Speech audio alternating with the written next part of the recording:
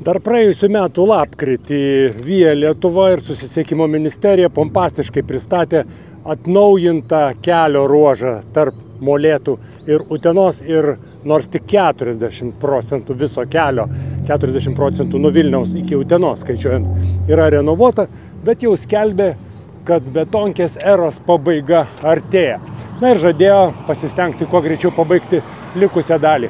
Tačiau, ką mes matome atvykę prie Utenos. Prie Utenos vėl mirksi šviesoforai ir formuojasi eilės, nes kelininkai ir vėl remontuoja betonkę. Ta betonkę, kurią pasigyrė praėjusių metų lapkričio pabaigoje. Asfaltas neatlaikė nė vienos žiemos ir vėl lupamas iš naujo ir klijuojamas naujas sluoksnis. Ir iš tikrųjų, važiuojant šiuo keliu tarp Molėtų ir Utenos, vietomis matosi, kad asfaltas yra suskilinėjęs. Jį reikia remontuoti, lupti nepraėjus nė pusmečiui. Kaip vadinasi tie žmonės, kurie taip atlieka savo darbą? Yra toks gražus lietuviškas žodis atgrubnagiai. Blogiausia yra tai, kad visuomenė tikėjosi, bent jau turėjo tokių lūkesčių, kad šitas kelias bus modernus, ne tik, kad jo nereiks remontuoti iš naujo po pusmečio, bet jis bus modernus ir greitas.